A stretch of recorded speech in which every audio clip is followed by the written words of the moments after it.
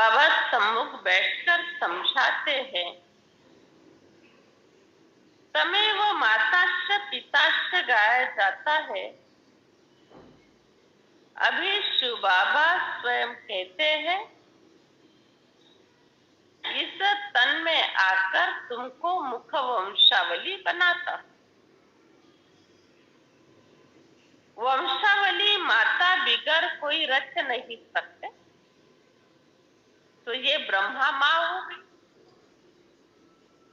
परंतु ये माँ माताओं की पालना नहीं कर सकते, क्योंकि इसका रूप पिता का है,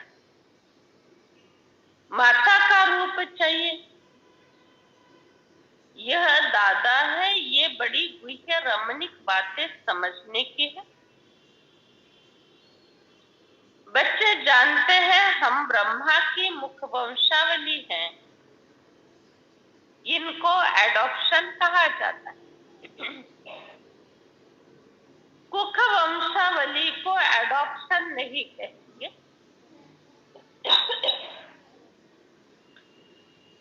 मुख से कहते हैं तुम मेरे हो, इसको मुख वंशावली कहा जाता है।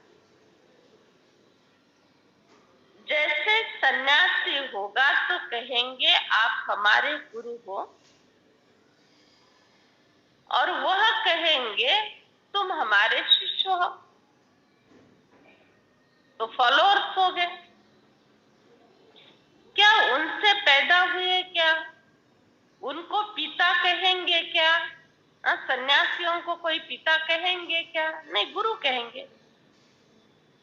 अच्छा, शंकराचार्य का पिता भी, शंकराचार्य का पिता भी परम पिता शिव परमात्मा। शंकराचार्य की नई सोल आकर प्रवेश करती है धर्म स्थापन करने। जैसे परम पिता परमात्मा ने इनमें प्रवेश किया, वैसे शंकराचार्य की नई आत्मा ने प्रवेश करके मुख वंशावली बनाई। अर्थात छोटे बच्चे के शरीर में शंकराचार्य की आत्मा प्रवेश करती और उनके अंदर ताकत होती है, और वो फिर प्रचार प्रसार करना या हिंदू धर्म वालों को संदेश देना, उनके सिद्धांतों पर चलना सिखाना, ये सब बातें शंकराचार्य के शरीर में, जो पहले से शरीर था, उस शरीर में वो आत्मा प्रवेश करती है और फिर उसके बाद वो कार्य करती है। शंकराचार्य पहले जन्म में जन्म नहीं लेते, अवतार लेते। तो अवतार लेने की विधि ये है, किसी माता के गर्भ से किसी बच्चे ने जन्म लिया और वो बच्चा थोड़ा बड़ा हो जाता है, और बड़ा होने के बाद, समझ आने के बाद, फिर नई आत्मा उनमें प्रवेश करती। कार्य करने वाली सारी वो आत्मा होती है जिसने प्रवेश किया, अवतार लिया। बाकी इस आत्मा ने शरीर दिया, इसलिए इसके अंदर भी शक्ति आ जाती है। जैसे उदाहरणार्थ जीसस और यीशु, ये दो नाम है ना, जिसको क्राइस्ट कहा जाता है। लेकिन पहले से ही एक छोटे बच्चे के रूप में मेरी से किसी बच्चे ने जन्म लिया, और फिर उम्र के थोड़े समय के बाद, करीब करीब 11वें 12वें वर्ष के बाद, उस शरीर में जीसस की आत्मा प्रवेश होती। यीशु पहले से ही है और जीसस प्रवेश करते हैं, और उसके बाद वो धर्म का काम करना शुरू कर देते। इसके लिए एक बाइबल में लिखा हुआ है, जब जीसस क्राइस्ट को क्रॉस पर चढ़ाया गया था, तो क्राइस्ट के मुख से ये वाक्य निकले थे कि मैं एक सूखे नारियल की तरह हूं, मुझे आप 1000 किले ठोकेंगे तो भी एक भी किले का अनुभव नहीं होगा, क्योंकि क्रॉस पर चढ़ाया था क्राइस्ट को, उनके धर्म के लोगों ने ही क्रॉस पर चढ़ाया था। लास्ट में हाथ पैर लटका दिए और किले ठोक ठोक कर मार डाला था उनको। हाँ, तो जब भी मुख से दो वाक्य ये निकले कि मैं सूखे नारियल की तरह हूँ, कितने भी खिले ठोकेंगे मुझे महसूस नहीं होगा, और हे परमात्मा, हे गॉड फादर, इन सबको माफ कर दो जो मुझे खिले ठोक रहे हैं। फिर जिस आत्मा का वो शरीर था ना, उसको वो तकलीफ सहन करनी पड़ती है, और बाबा ने इसके ऊपर एक मुरली चलाई है। जिसका शरीर है उसको तो सहन करना पड़ेगा, लेकिन जो आत्मा अवतरित हो गई थी वो आत्मा निकल जाती, क्योंकि उसके कोई कर्म भोग नहीं होते हैं पीछे के, क्योंकि वो आत्मा सत्कर्म करने के लिए आती है और अपने शक्ति के आधार से सत्कर्म कर लेती है। उसका कोई कर्म का पीछे का हिसाब किताब नहीं बनता, इसलिए उसको दुख दर्द भी नहीं होता है। और जिस आत्मा का शरीर है उसको वो तकलीफ सहन करनी पड़ती है, किसी को तो करनी पड़ेगी, लेकिन फिर उसकी रिजल्ट ये निकलती है कि जिस आत्मा के शरीर को किले ठोके गए थे, जिस आत्मा को इतनी तकलीफ सहन करनी पड़ी, उस आत्मा के लिए बाबा ने बोला था कि क्रिश्चियन धर्म में जब जब कोई बड़ा पोप बनता है तो वैसे पहला पोप जो अभी उनका मेन पोप होगा ना, वो क्राइस्ट की आत्मा है, और उसके बाद नेक्स्ट जो बनता है जिसको अधिकार मिलता है वो दूसरी आत्मा है, जिसने खिले ठोकने का जो कष्ट है वो सहन किया था। ऐसी ये दोनों आत्माओं को उस धर्म में कल्प के अंत तक बहुत उच्च पद प्राप्त होता है। उसके पीछे की संचालन की बात या विज्ञान की बात देखो कैसे है।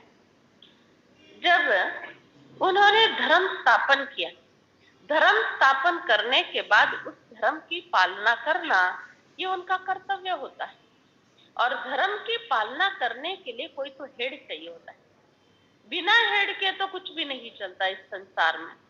तो पालना करने के लिए ये दोनों आत्माएं चली जाती है, और उसके बाद फिर क्रिश्चियन धर्म धीरे धीरे बढ़ता है। ये एक धर्म की बात नहीं है, ये सभी धर्म के लिए यही बात लागू हो जाती है। जैसे अभी संगम युगी हम ब्राह्मणों का संगठन, ब्रह्मा कुमारी का परिवार, ठीक है, ओम शांति परिवार भी कहते हैं। तो ब्रह्मा बाबा के शरीर में उम्र के 60वें साल में शिव बाबा ने प्रवेश किया। कई बार कितनी परिस्थितियां आई, कितनी समाज के संसार की बातें आई, कितना अपोजिशन हुआ, किसको सब सहन करना पड़ा? ब्रह्मा बाबा को। शिव बाबा तो कई बार मुरली में कहते हैं, इनको अगर खांसी भी आ गई तो भी मैं चला जाता हूँ, शरीर से निकल जाता हूँ, क्योंकि मेरा कर्म भोग नहीं है, इसको ही सब सहन करना पड़ेगा, क्योंकि पाना इसको है। जितनी भी परिस्थिति का सामना करना पड़ा, शिव बाबा से शक्ति लेकर ब्रह्मा बाबा ने अपनी अवस्था को ऊंचा रखकर फिर परिस्थिति का सामना किया। उसके रिटर्न में उनको क्या मिला? उसके रिटर्न में क्या मिला? आज सारे संसार में जितने भी ब्रह्मा कुमारी के सेवा केंद्र है, छोटे छोटे पाठशालाएं है, उप सेवा केंद्र है, या बच्चों के घर है, सब जगह ब्रह्मा बाबा के फोटो लगे हैं। कोई एक भी घर ऐसा है जिस घर में ब्रह्मा बाबा का फोटो ना हो? शिव बाबा भी है तो ब्रह्मा बाबा भी। जितना शिव बाबा को परमात्मा के रूप से सम्मान दे रहे हैं, उतना ही ब्रह्मा बाबा को सारा विश्व आज मान रहा है। और फिर आगे का रिटर्न सतयुग का सारा विश्व आज मान रहा है ब्रह्मा कुमारी संस्था का हेड। वैसे ही सारे विश्व का हेड सतयुग में यही आत्मा बनती है। लेकिन जब स्थापना का कार्य चलता है ना, उस समय इस आत्मा को बहुत सहन करना पड़ता है। समाज का, संसार का, परिवार का, सबका सहन करके फिर भी अपने कार्य पर अडिग रहते हैं। थोड़ी भी डगमग अवस्था नहीं, क्योंकि कार्य मेरा नहीं, कार्य परमात्मा का है। तो जितना कष्ट सहन करना, उतना ही उसके रिजल्ट आगे चलकर प्रारब्ध के रूप में मिल जाती। कुख वंशावली को एडॉप्शन नहीं कहेंगे, मुख से कहते हैं तुम मेरे हो। जैसे बाबा कहते हैं, मैं तुम बच्चों को स्थापना के लिए निमित्त बनाता हूँ। जैसे ब्रह्मा द्वारा ब्राह्मण धर्म होता है, बाबा हर बात समझाते। शिव बाबा ऐसे नहीं कहेंगे कि आत्माएं मेरी मुखवंशावली है, आत्माएं तो है ही। शिव बाबा आते हैं, आकर इस प्रजापिता ब्रह्मा द्वारा रचना रचते हैं। शिव बाबा इस मुख द्वारा कहते तुम मेरे हो। बच्चे फिर कहते हैं आप हमारे हो। ब्रह्मा द्वारा तुम बच्चे बन सकते हो। शिव बाबा कहते बच्चे ख्याल रखना, वर्षा तुमको हमसे लेना है, ब्रह्मा से नहीं। बिल्कुल नहीं मिलना है वर्षा। स्वर्ग की राजधानी का वर्षा हमसे ही मिल सकता है। मुझे हेवनली गॉडफादर कहा जाता है। प्रजापिता ब्रह्मा को हेवनली गॉडफादर तो नहीं कहेंगे,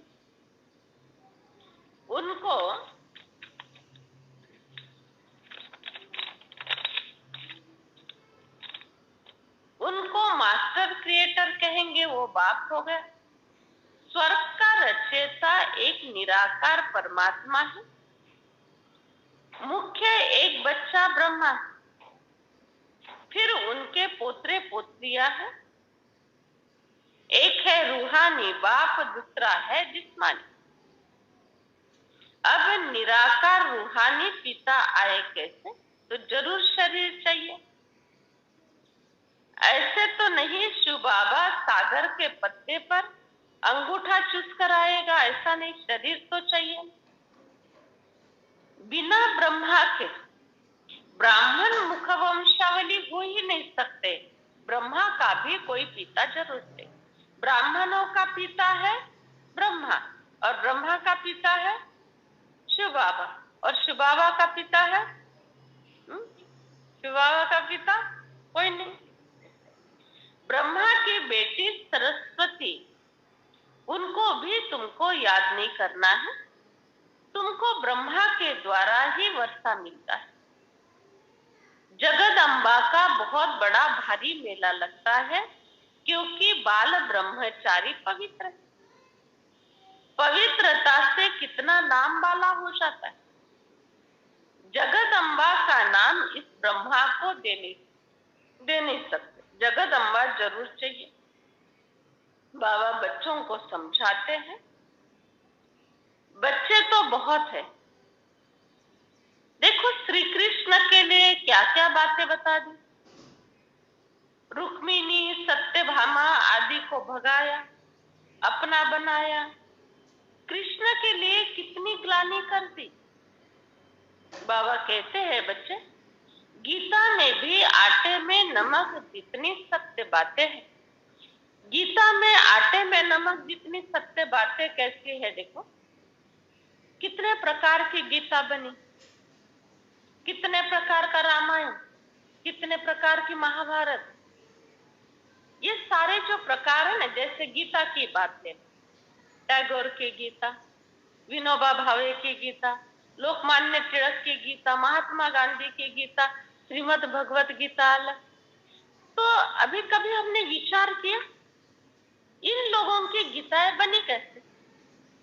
जब श्री कृष्ण ने ही गीता गाई है और गीता से श्री कृष्ण का ही नाम जोड़ दिया गया है, फिर ये विनोबा भावे की, टैगोर की ये सारी गीताएं आई कहां से? तो इसके पीछे का राज ये है, जैसे हम ये मुरली रोज सुनते हैं, पढ़ते हैं, और हमने इसमें से 2-4 पॉइंट हमको जो बहुत अच्छे लगे ये उठा ली और इस पर एक भाषण तैयार किया। जैसे एक पॉइंट उठा ली कि आज मुझे किसी को समझाना है खुश कैसे रहना है, खुश रहने के लिए, सुखी रहने के लिए क्या क्या पॉइंट है, ये मैंने पॉइंट आज के मुरली से उठा ली। ठीक है, इस पर सारा दिन मैंने अभ्यास किया, कुछ अपने बुद्धि से, कुछ दुनिया के अभ्यास से सारे पॉइंट निकाले और वो लिखे, और उस बात पर बहुत अभ्यास करके प्रैक्टिकल जीवन में वो बातें जीवन में धारण की। और मैंने अपनी रीति, यह मुरली से तो 2-4 ही बातें उठाई, लेकिन मैंने अपने रीति 1000 पॉइंट ऐड कर दी।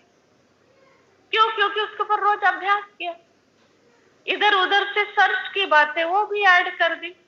और फिर उसके बाद एक मैंने लिखा, मेरे नाम से लेख लिखा, खुश रहने के लिए क्या क्या करना जरूरी है, ये अभ्यास किया, प्रैक्टिकल जीवन में अनुभव किया, धारण किया, और मेरे नाम से एक लेख प्रसिद्ध हो गया, खुश रहने की कला, ये जीवन जीने की कला। लग गया मेरा नाम, लग गया मेरा नाम। इस बहन ने ये लेख लिखा। तो वैसे ही ये जो गीता लिखी हुई है ना, और ने, तो उन्होंने गीता को अच्छी तरह से अध्ययन करके जीवन में उन बातों को महत्व दिया, और महत्व देकर वो पॉइंट उसमें अपने मर्जी से ऐड कर दिए कुछ, और कुछ गीता के पॉइंट, ऐसे करके इतनी सारी बातें गीता में लिखी हुई। जैसे लोकमान्य तिलक जो थे ना, वो जहालवादी थे, अर्थात ईंट का जवाब पत्थर से, ऐसा देना, ऐसे उनका स्वतंत्रता का लड़ा। और उसी के ही विरुद्ध गांधी जी सत्य अहिंसा शांति से, दोनों ने भी देश के लिए ही कार्य किया। देश स्वतंत्र करने के लिए इन्होंने लड़ा देने का सोचा, दोनों ने भी लड़ा दिया, लेकिन एक ने आत्मसात किया सत्य अहिंसा के बल से स्वतंत्र करना है, और एक ने आत्मसात किया अंग्रेजों को अच्छा सबक सिखाकर कुछ भी करना पड़े, कितना भी सहन करना पड़े, कितने भी झगड़े और अत्याचार करना पड़े, लेकिन इनको भगाएंगे। दोनों का लक्ष्य एक था, उद्देश्य एक था, लेकिन दोनों की वृत्ति अलग अलग थी। गीता दोनों ने भी लिखी, लोकमान्य तिलक ने भी गीता लिखी, तो महात्मा गांधी ने भी लिखी, लेकिन दोनों के गीता में पढ़ के देखना कितना अंतर। उसमें सारा टिट फॉर टैट की बातें का कलेक्शन है, ईंट का जवाब पत्थर से का कलेक्शन लोकमान्य तिलक की गीता में है, और सत्य और अहिंसा का कलेक्शन सारा महात्मा गांधी जी के गीता में है। कहने का तात्पर्य ये है, जो जैसे वृत्ति के होते हैं, उद्देश्य की है, उद्देश्य बहुत ऊंचा है, लेकिन किस तरह से वो जीवन में धारण करना, उसी बात को महत्व देते।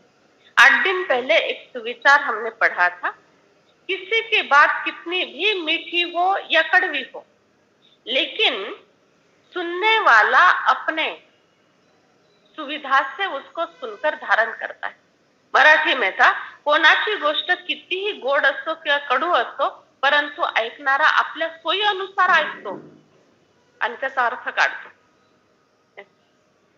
अपने सुविधा के अनुसार अर्थ निकालते हैं।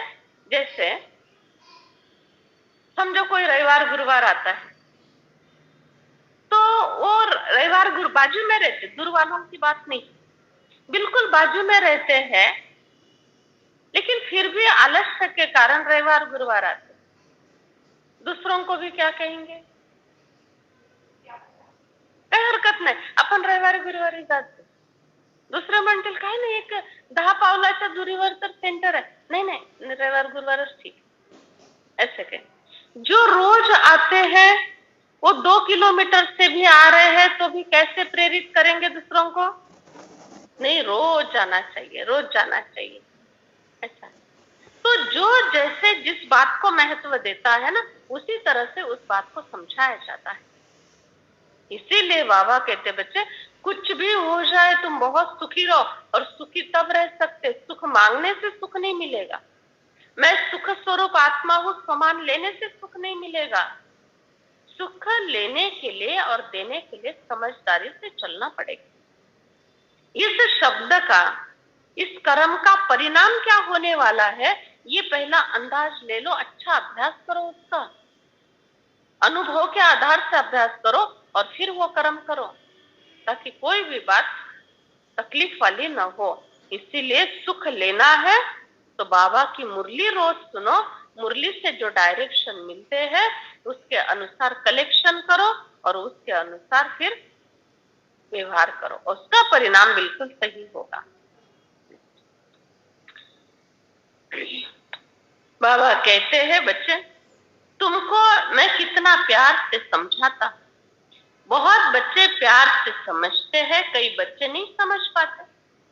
महाभारत युद्ध भी शास्त्र में गाए हुए, उसको थर्ड वर्ल्ड वार कहते। यह रिहर्सल होगी। फर्स्ट वर्ल्ड वार हुआ, सेकेंड वर्ल्ड वार हुआ, अभी थर्ड वर्ल्ड वार है। बच्चे जानते हैं लड़ाई बहुत जोर से लगेगी, नहीं तो मौत कैसे आएगा। यादव कुल का विनाश, कौरव कुल का विनाश, बाकी पांडव कुल रह जाते हैं। अच्छा बच्चे, विनाश का डर तो नहीं लगता? विनाश का डर अभी नहीं बोलते हैं, लेकिन जब प्रैक्टिकल में आएगा तब ऑनलाइन वाले, विनाश का डर तो नहीं लगता है ऑनलाइन वालों। बाबा कहते हैं, मैं तुमको सबका सार सुनाता। मौत आनी ही है। बाबा कोई तुम बच्चों को डराते नहीं है, परंतु सावधान करते हैं। जो होने वाला ही है उसका पहले से ही ज्ञान होता है, उस बात से अवगत करा दिया जाता है ना, तो मनुष्य को अभ्यास करने के लिए टाइम मिलता है, वो मजबूत बनता जाता है।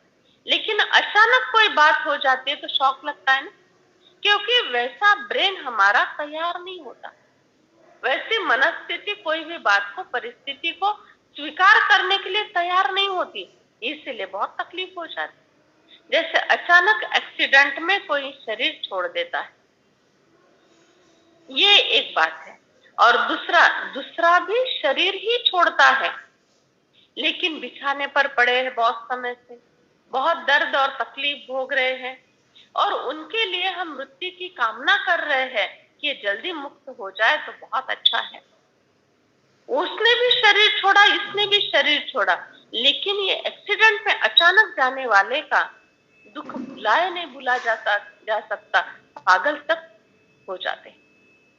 और जिनके लिए तकलीफ देखी नहीं जाती थी, मृत्यु की कामना करते थे, उनके लिए वो जाने के बाद और ही खुश हो जाते माना मनाते नहीं खुशी, लेकिन अंदर ही अंदर शांत हो जाते। अच्छा है, मुक्त हो गए, छूट गए, हम भी छूट गए, वो भी छूट गए, हमको तकलीफ देखी नहीं जाती। तो दोनों मौत ही है ना, फिर परिणाम क्यों अलग अलग? ऐसा है। तो ऐसे बाबा जो समझाते हैं ना, ये तैयारी के लिए, पहले से तैयारी रखो ताकि तुमको शौक न लगे। सार से ही मतलब है, विस्तार से नहीं। विस्तार में जाने से तो भटक जाता है इंसान। इसीलिए कोई भी कथाएं जब सुनाते हैं ना, तो उसको कहा जाता है बोध कथा। अर्थात आपने इस कथा से क्या बोध ली, क्या सीखा, जीवन में कैसे चलना चाहिए, क्या करना चाहिए, ये सिखाने के लिए बोध कथाएं होती है। तो बस बोध ले लिया, सार समझ लिया, जीवन परिवर्तन कर लिया, उससे सुख मिल जाएगा। बाकी विस्तार का ज्ञान तो चित्रों में है, वो जो चित्र लगे हुए दीवार पर। मैं तुम बच्चों को ज्ञान देता हूँ, वो ज्ञान किसी किताब में नहीं है बच्चे, कोई किताब नहीं बना है भगवान के ज्ञान का। और अगर बना होता तो क्या होता? अगर भगवान के ज्ञान का किताब बना होता तो क्या होता? चित्रगण। भगवान के ज्ञान का किताब बना हुआ होता पहले से तो क्या होता? भगवान को ज्ञान सुनाने के लिए आने की जरूरत ही नहीं पड़ती। क्यों? क्योंकि पहले से ही मुझे जो सुनाना है वो पहले से धरती पर है ना, और मुझे भी तो जाकर सुनाना ही है। इसीलिए परमात्मा का ज्ञान संसार में नहीं है। परमात्मा को अवतरण लेते हैं ऐसा क्यों कहा जाता है? वो ज्ञान सुनाने के लिए आते हैं और हमको तारते हैं। अवतरण का अर्थ ही है औ माना आओ, तार माना तारो। तो संसार के ज्ञान के आधार से तो हम और भी कंफ्यूज हो गए, कंफ्यूज हो मुंज गए, और भी गोंधळून गेलोय। कैसे गोंधळ? एक अध्याय में लिखा है भगवान सबके अंदर है, तेरे में, मेरे में, सब में है। दूसरे में लिखा है कुत्ते बिल्ले में, जड़ी तड़ी काष्टी पाषाणी, पत्ते पत्ते में। तीसरे में लिखा है जहाँ सूर्य चंद्र की रोशनी नहीं पहुंच सकती है, ऐसा मेरा वो धाम है और उस धाम में मैं रहता हूँ। चौथे में लिखा है कि जब धर्मग्लानि होती है तब मैं आता हूँ, बाकी समय में नहीं आता। और लिखा है मैं 24 अवतार लेता हूँ, और लिखा है मैं 10 अवतार लेता हूँ, और लिखा है 12 अवतार लेता हूँ। सत्य क्या है? सारा कंफ्यूजन, किसने क्या बोल दिया, आखिर इतना इतना मूंझ गए, कंफ्यूज हो गए, सब बातों को छोड़ दिया। कुछ भी बोलते रहो, हमको जो करना है वही करेंगे। बहुत बोला जाता है तो क्या करते हैं, हमको जो वही करेंगे, हमारे बुद्धि में जो बात बैठी है ना वो करेंगे। फिर किसी एक को कुलदैवत मान लिया, किसी एक को मान लिया, उसकी पूजा पाठ पक्का रीति करने लगे, बस बाकी सब बातों से छूटने लगे। ऐसे परमात्मा कहते अभी एक बात याद रखना, आत्म शुद्धिकरण करना, घर चलने की तैयारी करना, और जब तक यहाँ है तब तक बहुत पुण्य और प्रारब्ध जमा करके अपनी स्थिति को बहुत ऊंचा उठा लेना। बस सारा यही।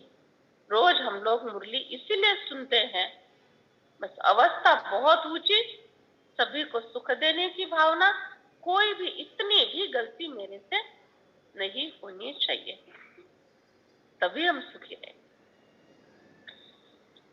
बाबा आकर तुम बच्चों को कांटे से फूल बनाते हैं, कहेंगे फलाने द्वारा कांटे से हम कली बन गए, कली से फिर फूल बन गए।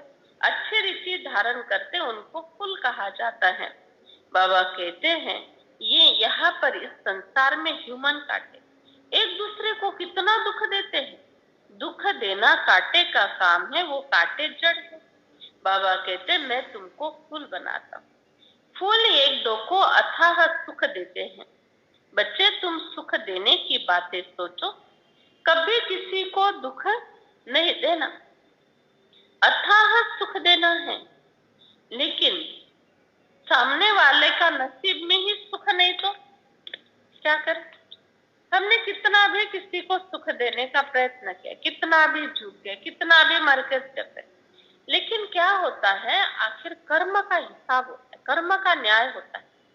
उस आत्मा ने कभी किसी को सुख नहीं दिया, और आज जो हमारे संपर्क में है, और हम कितना भी हमारे संस्कारों के कारण भला सोचने का या सुख देने का प्रयत्न करते, लेकिन सामने वाले के नसीब में, उसके जन्म कुंडली में पिछले जन्म के कर्म के अनुसार लिखा गया है, तुमने इतने इतनों को तकलीफ दी, तुमको किसी भी जन्म में कभी कोई सुख नहीं दे सकेगा। ये मरते समय उसके 5 जन्म पहले, 4 जन्म या पिछले जन्म में लिखा गया है।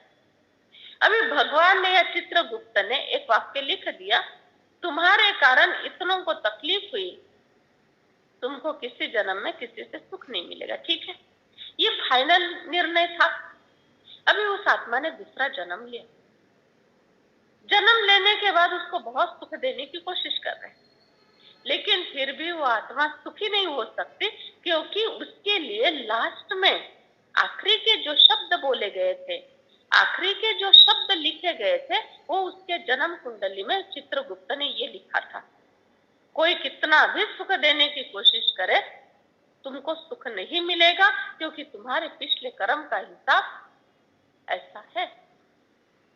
इसीलिए क्या करना है, कोई को सुख देने की कोशिश करना, कभी कोई गलत निर्णय नहीं, गलत काम नहीं, लेकिन फिर भी अगर कोई संतुष्ट नहीं, कोई सुखी नहीं हो रहा है, किसी की कंप्लेन खत्म ही नहीं हो रही है, तो उस झंझट में कभी नहीं जाना मी एवढं करते तरी माझी किंमत नहीं, मैं इतना अच्छा चलती हूँ फिर भी मेरे लिए ऐसा ही करते, वो होगा ही, वो करने दो, जो जिसको करना है वो करेंगे, क्योंकि उनके वो संस्कार, उनके नसीब में सुख लिखा हुआ नहीं है। तो आप अपने तरफ से गलत नहीं करना, हम अपने तरफ से गलत नहीं कर, बाकी उसको जो मिलना है उसके लिए हम कुछ भी नहीं कर सकते, शुभ भावना रख सकते हैं बस, बाकी दुखी नहीं होना। दुखी होंगे तो क्या होगा, हम भी अगर उनके व्यवहार से दुखी हो जाएंगे तो क्या होगा, क्या होगा गणेश भाई? उनको हम दुख देने के निमित्त बन जाएंगे, क्योंकि हमारे पास दुख इकट्ठा हुआ ना, दुखी हो गए ना हम, तो हमारे पास दुख आया ना, तो उन आत्माओं को दुख दिए बिगर रहेंगे नहीं, हम दुख देंगे जरूर उनको, क्योंकि हमारे पास आ गया देंगे। इसीलिए हमेशा सुखी, कोई कुछ भी कर रहा है अपना कर्तव्य ठीक करो बस।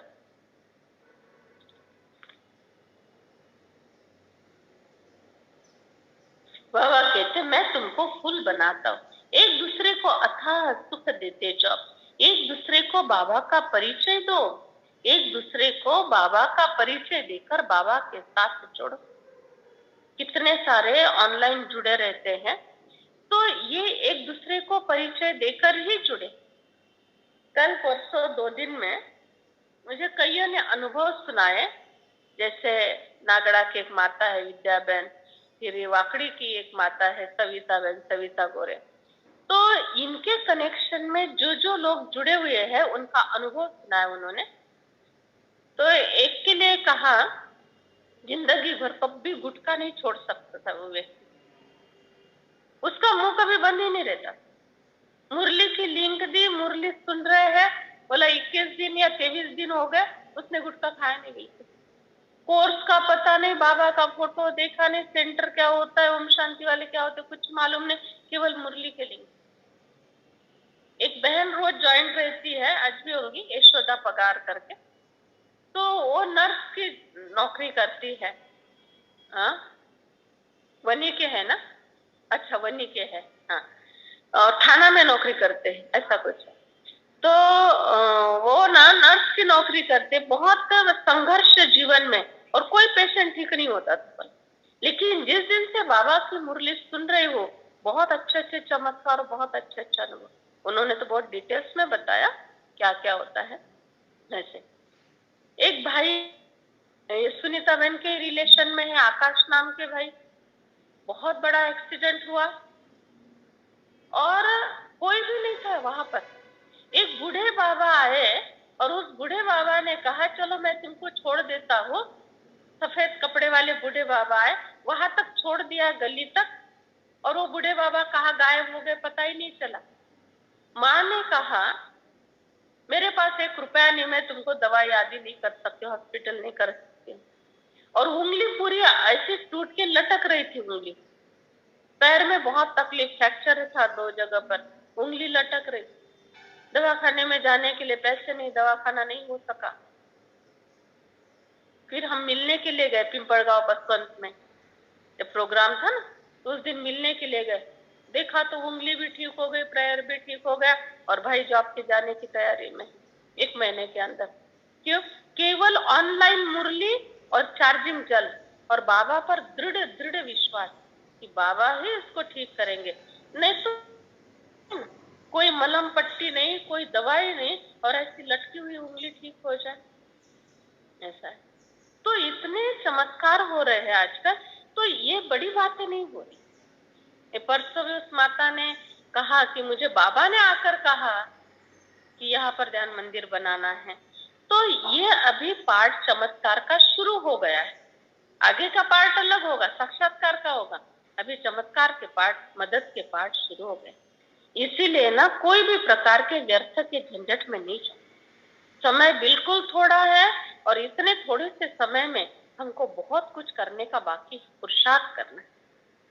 आजकल करते करते विनाश हो जाएगा, इसलिए ज्यादा से ज्यादा ऑनलाइन जोड़ने का पुण्य काम करो। जैसे हम ये ऑनलाइन वालों के अनुभव सुनते हैं ना, हमको भी कई बार विश्वास नहीं होता, ऐसा भी हो सकता है, लेकिन हो रहा है ऐसे, तो ये बहुत बड़ा पुण्य है ऑनलाइन वालों को जोड़ते रहना। कितनों का जीवन बदल गया, ऐसा है। एक जया बहन करके है, उसका भी अनुभव उसके रिलेटिव ने सुनाया, बोला बहुत अच्छे अच्छे उसके जीवन में अनुभव आ रहे हैं, ऐसा है। और भी बहुत है, बहुत सारे बाबा के बच्चे ऐसे। एक भाई पुणे से रोज मुरली को ज्वाइन रहते हैं, उन्होंने और भी जोड़े। उनका एक 4-5 दिन पहले फोन आया था, 23 साल से ज्ञान में चल रहा हूँ दीदी, लेकिन इतनी गहन बातें कभी नहीं समझ में आई, कभी नहीं।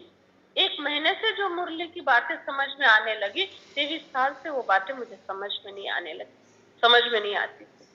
जहां तहां से ऐसे फोन आ रहे हैं, सभा वालों से ज्यादा ऑनलाइन वाले कांटेक्ट बढ़ा रहे हैं, अनुभव सुना रहे हैं, ऐसा हो रहा है। तो ये बाबा की पालना है। तो जो भी ऑनलाइन की सेवा के लिए निमित्त बने हैं, उनको बहुत बहुत धन्यवाद, बहुत बहुत दिल की गहराई की दुआ, क्योंकि इतनों को जो सुविधा मिल रही है, तो उनके सारे आशीर्वाद जो ऑनलाइन की सेवा के लिए निमित्त बनते हैं उनके लिए तो होती। पुरुषार्थ बगैर कुछ नहीं होता। बाबा कहते सिर्फ मुझे याद करो। कल एक बहन को, वो भी रोज रहते, हर्षदा बहन, हर्षदा लोग, तो उनको सहज, मुझे ऐसे सहज याद किया, तो उन्होंने मुझे अनुभव सुनाया कि मैंने अभी थोड़े समय पहले फोन किया शारदा बहन को, और मेरे मन में संकल्प था कि मैं दीदी को या बाबा को याद करती हूँ, तो इनको कैसे पता चलेगा कि उनको याद पहुंच रही है या नहीं पहुंच रही है। कुछ समय पहले मेरे मन में संकल्प आया और बोला देखो आज आपका फोन है, जबकि मैंने उनको देखा भी नहीं है, कांटेक्ट में नहीं, ऑनलाइन रोज मुरली सुनते हैं बस, और बोला देखो आपका फोन है। तो ये बाबा की पालना, ये मेरी चमत्कार की बात नहीं है। बाबा के पास उस आत्मा का सच्चा संकल्प पहुंच गया कि मैं बाबा को या दीदी को याद करती हूँ, तो पता कैसे चलेगा कि उन तक मेरी याद पहुंच। थोड़े समय के बाद फोन किया, पहली बार फोन किया मैंने, थोड़े समय के बाद फोन, कितना खुश हो गई होगी वो आत्मा। ऐसे बाबा के पालना और प्यार के अनुभव सबको हो रहे हैं। एक दिन सभी को ना अनुभव का क्लास रखेंगे, 2-3 घंटे का प्रोग्राम रखेंगे अनुभव का उनका, है ना, ऐसा प्लान बनाएंगे। जो जो आ सकते हैं और जो नहीं आ सकते हैं वो मोबाइल पर सुनाएंगे, फिर ऑनलाइन मोबाइल लगा देंगे। ड्रामा अनुसार पुरुषार्थ करना है। पुरुषार्थ बिगड़ तो कुछ भी नहीं होता। ब्रह्मा तो ऐसा नहीं कह सकते मुझे याद करो। बाबा कहते हैं भल ज्ञान बहुत है, लेकिन वर्षा पाने के लिए पुरुषार्थ तुमको करना है। उनकी आत्मा मेरे पास आती है, मुझे याद करना है, याद पर ही सारा मदार, अलग के बिगड़ कुछ नहीं मिल सकता। बच्चा बाबा के पास जन्म लेता है, बच्चों को बाप मिला गोया सारी प्रॉपर्टी मिल गई, सेकंड में सारी प्रॉपर्टी मिल जाती। जन्म लिया और सेकंड में मालिक बन जाते। बाबा कहते मैं तुमको मालिक बनाता, मैं नहीं बनता, मैं तो सदैव कर्मातीत हूँ।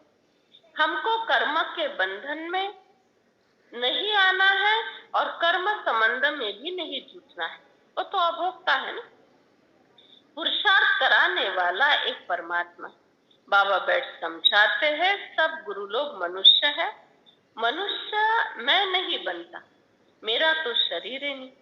ब्रह्मा विष्णु शरीर शंकर को सूक्ष्म शरीर दिखाते हैं, समय वो माता पिता कहते हैं, माताओं की सेवा करता है, इसीलिए जगदम्बा नाम पड़ा है।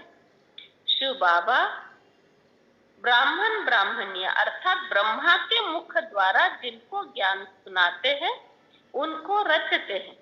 ब्राह्मण का अर्थ यहाँ पर जाति धर्म के ब्राह्मण की बात नहीं है, यहाँ तो सब जाति के सब धर्म के, किसी की भी जात पात नहीं पूछी जाती, ना हमारा किसी के जात पात से कोई रिश्ता है।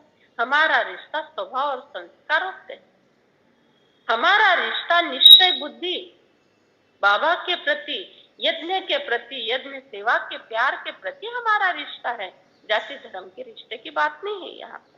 तो ब्राह्मण ब्राह्मणी अर्थात शिव बाबा ने ब्रह्मा के मुख से जो महावाक्य उच्चारण किए, मुरली सुनाई, और वो जो सुनते हैं और सुनकर जो धारण करते हैं उसको कहा जाता है ब्राह्मण।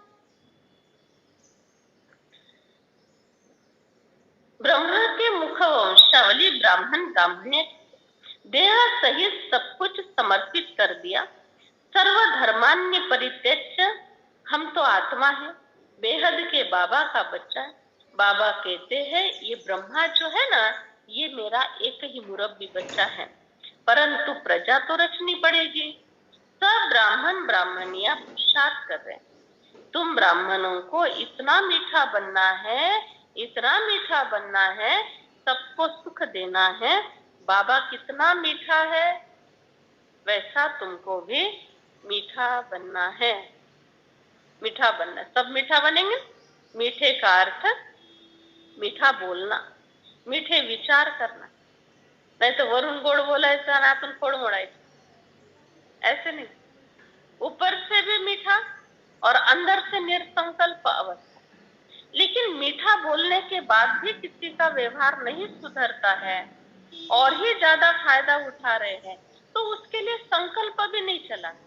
बार बार अगर ये संकल्प करेंगे, अपन किती गोड वागलं, किती गोड बोललं तरी अंत, ऐसे अगर बोलते रहेंगे बार बार, तो खुद बहुत परेशान हो जाएंगे। इसीलिए हमने किसके साथ कैसा व्यवहार किया, फिर भी सामने वाला ऐसा ही कर रहा है, ये सोचना जब बंद करेंगे तभी ही शांति मिलेगी। तो मीठा भी बोलो और अंदर से शांत रहो। और मीठा बोलने के बाद भी कुछ परिणाम नहीं निकल रहा है और ही गलत फायदा उठाया जा रहा है, तो डिटैच हो जाओ। न मीठा न कड़वा, अंतर्मुखी, शांत, किनारा कर लेना, किनारा कर लेना। अनेक शस्त्र है, अनेक ऑप्शंस है, वैसा चलो, मार्ग निकालते जाओ। जो जो परिस्थिति आती उस समय सोचो थोड़ा सा और मार्ग निकालो। बात करके ठीक करना है या किनारा कर, मीठा बोल के ठीक करना है या फिर एक घाव दो टुकड़े करके ठीक करना है। कभी ये भी नौबत आ जाती है, एक घाव दो टुकड़े, कभी करना भी पड़ता है। लेकिन ये सब करते हुए कोई हमारा पाप कर्म न बने, हिसाब न बने, इसका ध्यान रख के कुछ भी करना, जो भी करना है। बाबा तुमको प्यार से बोलते, मीठे मीठे लाडले बच्चे शिव बाबा कैसे प्यार से बोलते। बच्चे राजी खुशी हो, ये बाबा ही पूछ सकते हैं। कभी माया का वार तो नहीं होता है, तूफान तो माया के बहुत आएंगे, बॉक्सिंग में हारना नहीं है। उसका समर्थ बैठा है, माया कोई कम नहीं है, परंतु ऐसे थोड़े सबको हराएगी। अभी तुम समझते हो पहलवान कौन, माया पर जीत पाने वाले। ब्रह्मपुत्र माना ब्रह्मा सबसे बड़ा पहलवान है। उम्र के 60वें साल में आध्यात्मिकता शुरू की। शरीर में 2 बड़ी बीमारियां थी, डायबिटीज और दमा की बीमारी। और ऐसे में बाबा ने कहा सबसे बड़ा पहलवान ब्रह्मा है। शारीरिक स्थिति की बात नहीं है, ये सोच विचार की आध्यात्मिक ऊंची अवस्था की बात। जितना ऊंचा सोच विचार उतने ही ऊंचे कर्म होते। तुम ज्ञान गंगाए हो, फिर ये मेल्स भी है। ये जगदीश बच्चा देखो, संजय है, इसको समझाने की टैक्ट बहुत अच्छी है। ये मिलिट्री का कमांडर जगदीश भाई, जो दिल्ली में रहते थे और 7-8 साल पहले उन्होंने अपना पुराना शरीर छोड़ दिया। बाबा के यज्ञ में 90% किताबें जगदीश भाई ने लिखी और बाबा के ज्ञान में आए 1951 में कमला नगर दिल्ली में सबसे पहला सेंटर खुला। सबसे पहला स्टूडेंट जगदीश भाई, जगदीश चंद्र हर्षिजा नाम था उनका। उस समय वो प्रोफेसर थे कोई कॉलेज में। बाबा के ज्ञान में आए, 25 किलोमीटर रोज साइकिल चलाकर आते थे। 25 किलोमीटर। सवेरे 2 बजे उठते थे, 2 से 3 बजे तक अमृत वेला, 3 से 4 बजे तक अध्ययन और 4 बजे निकलना, 5:30 बजे तक सेंटर पर पहुंचना, 5:30-5 बजे। ये कमला नगर दिल्ली के पहले स्टूडेंट जगदीश भाई। और ऐसे बाबा के बच्चे बने। यज्ञ में पूरा सपोर्ट जगदीश भाई का। और एक बार तो बाबा ने बोला 8 रत्न में से 1 रत्न है, ऐसा भी बोला था बाबा ने। तो सारे सेंटर्स खोलने के लिए जगदीश भाई दिल्ली की पूरी सेवा के लिए भी हिस्से बने। पहला बीज तो उन्होंने बोया। और 1.5 साल पहले से ही उनको पता था, उन्होंने बता दिया था 1.5 साल पहले से, मेरा ऐसे ऐसे शरीर छूटेगा, ये बता दिया था। तब भी कोई तकलीफ नहीं थी, और पेट की तकलीफ के कारण शरीर छूटेगा, और 1.5 साल पहले से ही कपड़े सिलाना बंद कर दिया। मुझे अभी कोई कपड़ा नहीं सिलाना है, क्योंकि मेरा जाने का टाइम आ गया। एकदम तंदुरुस्त, हेल्दी, कोई तकलीफ नहीं, लेकिन 1.5 साल पहले से अपने मृत्यु की तारीख बता दी थी उन्होंने। कैसे मृत्यु होगी, कहाँ होगी, ये सब बता दिया। और गुड़गांव में जो जमीन लेनी थी, उसके लिए बार बार प्रयत्न कर रहे थे कि मेरा शरीर छूटने के पहले मुझे ये कर्तव्य मेरा बाबा की सेवा का पूर्ण करके जाना है। और पूर्ण हुआ और शरीर छूटा। ऐसी आत्माएं हैं। और इतना सिंपल, कभी शांतिवन से आबू जाना है, माउंट आबू जाना है, तो जगदीश भाई के लिए यज्ञ से स्पेशल गाड़ी भेजते थे, क्योंकि कारोबार ही इतना बड़ा, किसी के लिए रुक नहीं सकते थे, इतनी जिम्मेवारियां। लेकिन जगदीश भाई ट्रांसपोर्ट में जाकर गाड़ी लेते थे और 4 जनों को साथ में लेकर जाते थे। मेरे अकेले के लिए ऊपर जाने का पेट्रोल खर्च होता है, तो मेरे अकेले के खाते में आ जाएगा। और मैं 4 जनों को साथ में लेकर जाऊं तो इन सब के खाते में थोड़ा थोड़ा बढ़ जाएगा, मेरा बोझा कम हो जाएगा, और 4 लोगों को सुविधा भी मिल जाएगी। ऐसे करके ट्रांसपोर्ट में जाके वहां से पैसेंजर लेकर फिर जाते। इतनी महान आत्मा, यज्ञ के फाउंडेशन ऐसे साधारण रहती चाहिए। बहुत सारे बहनों ने जगदीश भाई को कितने बार बैच बना के दिए, बड़े बड़े ऐसे सोने के बैच बना के देती थी बहनें कि जगदीश भाई आपके लिए। जगदीश भाई कहते थे नहीं, दादी के हाथ से जो स्टेज पर बैच मिला है उसी पर ही मेरा अधिकार है, बाकी ये सब यज्ञ में सफल हो जाएगा सोना बाबा का, बाबा के यज्ञ का सोना बाबा के यज्ञ में सफल हो जाएगा, मेरा इस पर अधिकार नहीं है, मेरा तो इस छोटे से बैच पर ही अधिकार है। तुम ज्ञान का सागर हो। ये जगदीश आदि देखो कितने आदि रतन है। ये मिलिट्री है, commander in chief, major, general आदि होते हैं ना, तुम्हारी भी गुप्त सेना है। कौरव पांडव की भेंट उन्हें उल्टी कर दी। बाबा कहते जज करो, मेरी सुमत पर चलो। आज बाबा ने कहा सुमत, जन्म जन्मांतर कुमत पर चले, अभी सुमत पर चलो। शास्त्र में लिखा हुआ है, चिड़ियों ने सागर को हप कर लिया। अब चिड़िया थोड़ी सागर को हप कर सकती है।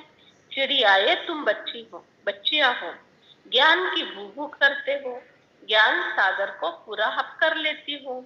बाबा आकर तुम बच्चों को राजाई देते हैं। बाकी चिड़िया माना पंछियों की बात नहीं है। तुम सब कौन हो कोमल? चिड़िया। चिड़िया हो ना, चू चू करती रहती। तुम सब हो चिड़िया, सारा दिन वैसे भी चू चू करती रहती है। कहा की बात कहा पंछियों में जाकर मिला। ज्ञान का सागर, ज्ञान रत्न रूप बसंत की कहानी है। ये नॉलेज बहुत भारी है। बाबा इस मुख द्वारा तुमको रतन देते। बाबा रूप भी है, ज्योति स्वरूप है, ज्ञान का सागर है, ज्योति स्वरूप तुम भी हो। ज्ञान का सागर एक निराकार परमात्मा। अच्छा बच्चे, सभी को सुख देना है, कभी किसी को दुख नहीं देना। फिर भी कोई दुखी होता है तो हम अपने तरफ से बहुत कोशिश कर रहे हैं सुख देने की, योगदान कर रहे हैं, शुभ भावना रख रहे हैं, हर प्रकार से हार मान रहे, पीछे हट रहे, सब प्रकार कर रहे हैं। फिर भी सामने वाला दुखी है तो क्या करेंगे फिर? क्या करेंगे रसिक? क्या करेंगे? बस सब प्रकार से डिटैच हो जाना और साक्षी हो जाना, और उन आत्माओं को शुभ भावना से बाबा के सामने रखकर प्रकाश देना, ये जल्दी सुखी हो जाए। बाकी हमारी प्रार्थना, उनके कर्म अगर लागू ठीक है तो प्रार्थना उनसे मैच हो जाएगी, लागू हो जाएगी। कर्म बिल्कुल कड़े हैं, बहुत ही कड़े कर्म है, तो प्रार्थना भी काम नहीं करेगी, प्रार्थना भी काम नहीं कर सकती। इसीलिए फिर अपने तरफ से कुछ कमी नहीं रहने को बस। और ये सब तब होगा, ये सब झंझटें करने की जरूरत नहीं, विस्तार में नहीं जाओ, बस बाबा के पास बैठे, सच्चाई से चाहिए, इतनी सच्चाई चाहिए जीवन में, सच्चा और पवित्रता। ये दो चीजें अगर जीवन में है ना, संसार की कोई ताकत हमको कभी दुखी नहीं कर सकती। कभी भी ये छोटी छोटी झंझटों में, परिस्थितियों में हम अटक नहीं सकते। बाबा के पास बैठे रहो बस, कोई कुछ नहीं बिगाड़ सकता, लेकिन उतनी ताकत चाहिए कर्म। साधु संत आदि कहते हैं, भगवान के आगे जाकर भर दो झोली हमारी, याद से आत्मा पवित्र बन जाती है, बर्तन बड़ा शुद्ध है। नॉलेज भी ब्रह्मचार्य में पड़ी जाती, वह तो छोटे बच्चे, यहाँ तो बूढ़े जवान सब है। योग से बर्तन शुद्ध हो जाता है, नाम बाला करना है। मम्मा को सरस्वती कहते हैं, इसका भी बहुत ऊंचा नाम है। ब्रह्मा तो गुप्त है, जगदम्बा ब्रह्मा की बेटी सरस्वती है। जरूर कल्प पहले भी सुनाई है, तब तो कहते ना, गुह्य बातें सुनाता रहता। बच्चे तो ढेर आएंगे, पिछाड़ी तक बुद्धि को पाते जाएंगे। विघ्न भी जरूर पड़ेंगे, परंतु झाड़ अवश्य फलीभूत होगा। कोई किंग ऑफ फ्लावर है, जैसे माला के ऊपर बाबा का रूप है, तुम भी ऐसे ही रूप वाले हो। सिर्फ तुम रूप बसंत नहीं, अब बाबा रूप बसंत आया है, तुमको अपने समान बनाते हैं। अच्छा, मीठे मीठे सिखिलत है बच्चों प्रति, माता पिता बाप दादा का यादगार और गुड मॉर्निंग। रूहानी बाबा की रूहानी बच्चों को नमस्ते। रूहानी रूहानी माता पिता बाप दादा, याद प्यार, गुड मॉर्निंग, नमस्ते, थैंक यू, बहुत बहुत शुक्रिया। पहली पॉइंट, कांटों से फूल बनाने की सेवा करनी है।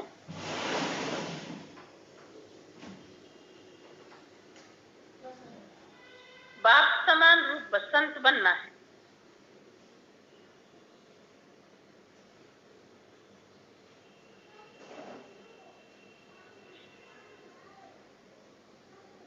दूसरी पॉइंट, समर्थ उस्ताद की श्रीमत पर चलकर, समर्थ उस्ताद की श्रीमत पर चलकर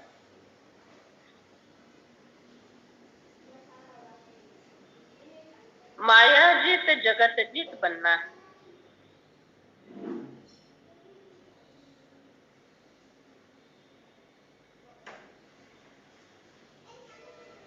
कभी भी हार नहीं खानी है।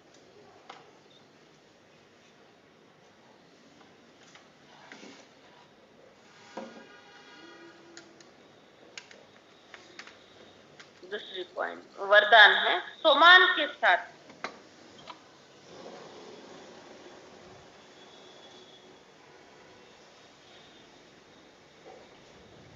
निर्माण बन, सबको मान देने वाले,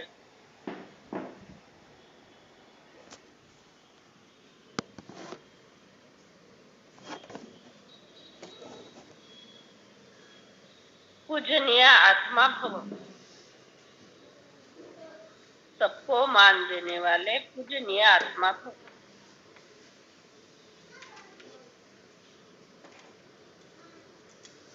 जो बच्चे अविनाशी सोमान में रहते हैं वही पूज्य आत्मा बनते, लेकिन जितना सोमान उतना ही निर्माण। सोमान का अभिमान नहीं, ऐसे नहीं हम उच्च से उच्च बन गए, दूसरे छोटे उनके प्रति घृणा भाव हो नहीं। कैसी भी आत्मा हो, लेकिन सबके प्रति रहम की दृष्टि हो, अभिमान की नहीं। ऐसी निर्माण आत्माएं हर एक को आत्मिक दृष्टि से, उचित दृष्टि से देखते हुए मान देगी, अपमान नहीं करेगी। स्लोगन है, बाप दादा के स्नेह की दुआओं में पलते, बाप दादा के स्नेह की दुआओं में पलते, उड़ते चलो, यही श्रेष्ठ पुरुषार्थ